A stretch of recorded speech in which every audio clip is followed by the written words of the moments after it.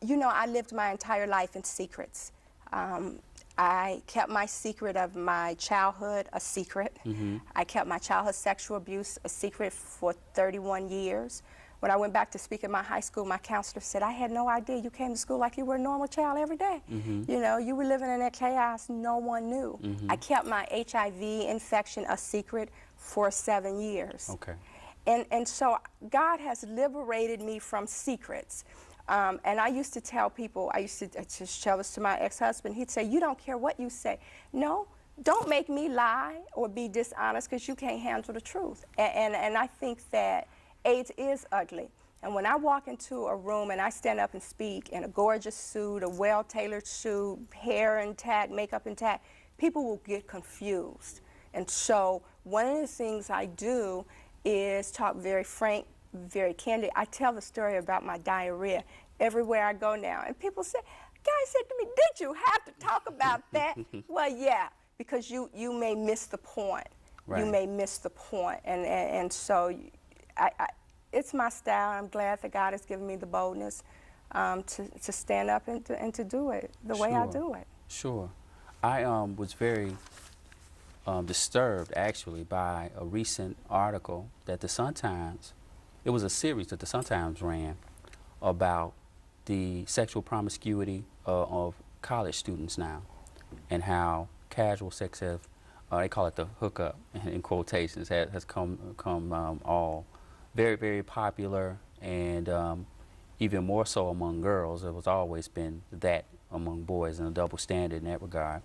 But for women to have, young women, to have multiple partners and participate in menage a trois and things of this nature has become almost fashionable. In your opinion, why are we still so lax and careless in spite of the seriousness of HIV? I cannot get it. I am appalled as I crisscross the country and I hear the stories that people tell me. People tell me everything under the sun. And not just with college students, with high school students, you know, girls wearing different colored bracelets on their arm, and an orange bracelet means I've had oral sex, and a yellow bracelet means I've had anal sex. It's unbelievable. Wow. That's the suburban culture. And so I don't know why we, I don't know what it is about the morality of our country. I don't know. I don't know what young people think. I don't know if it's television culture.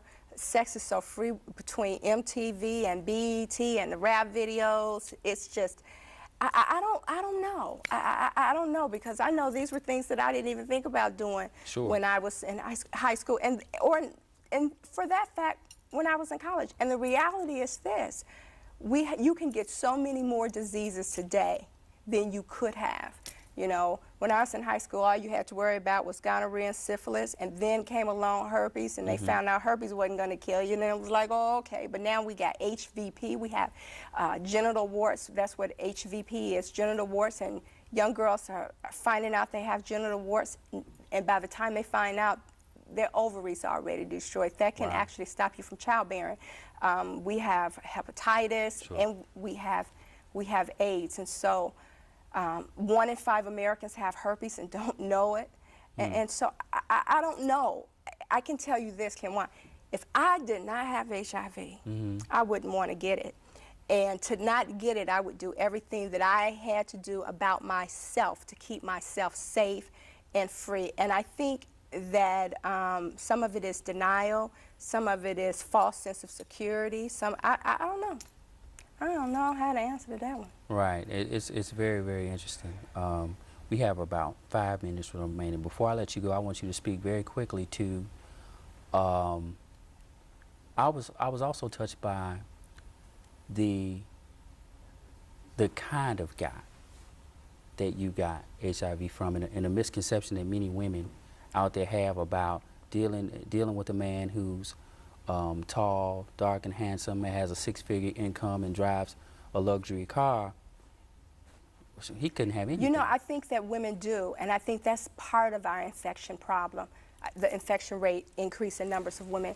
We live in a false sense of security. We believe that the package will keep us safe. He's gorgeous. He's wears a nice suit. He has a good job. He goes to church. And the reality is that nothing will keep you safe. I tell women that if a package would keep you safe, then I should not have HIV, because I dated wealthy men that drove Mercedes and had six-figure incomes. And all it means is somebody very smart infected me, and so I wasn't too smart. I take ownership and responsibility for my infection, and so no one will keep you safe. The reality is this: no one will keep you safe. The only way to be safe is every time you have sex, use a latex condom, no matter who your partner is. Or you don't have sex. I'm celibate right now. There ain't nothing wrong with celibacy. The other piece is, and I'm celibate because I choose to be, not because I don't have men knocking at the door. I mean, I don't have a shortage of a sexual partner. In fact, the most disheartening piece about my life right now is that I have more invitations for casual sex and casual dating than I do long-term relationships. Wow. And so I've decided to back up from the game, because I don't think it's sexy and cute to want to date me. And that's all you want to do, and not contribute. I need somebody that's want to be there at 3 o'clock in the morning when I have to go to the hospital. Right. You know, and this is the other thing I want to say for your audience that's listening. Go get tested. Know your HIV status. Sure. It is so sad to know that African Americans find out too late. Right. We're dying at a far greater disproportionate than white people with HIV. Sure. And we don't have to, because there's care and treatment. The one thing that my life does show an example of, for almost 20 years I've lived with this disease. It means that you can live with this disease. Okay. So go get tested, keep yourself safe and free. Okay. Last thing, if I can engage you in a very quick game of word association. I'll give you a word, and you just tell me whatever comes to mind. Love. God. Faith. Jesus. Sex. Control. Life. Live. Death. Hope you're going to heaven. That's all I got to say. I know that's right.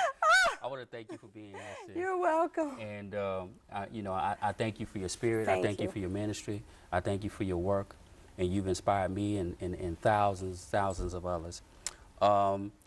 We have to wrap up. That's the point. I could talk to you forever. Thank you. But in closing, I would just like to say that, as you can see, HIV/AIDS is ugly. HIV/AIDS is serious. HIV/AIDS is painful. But the most important thing to remember about HIV/AIDS is that it is 100% preventable. And that's the point. From all of us here at The Point Can TV, until next time, peace and blessings.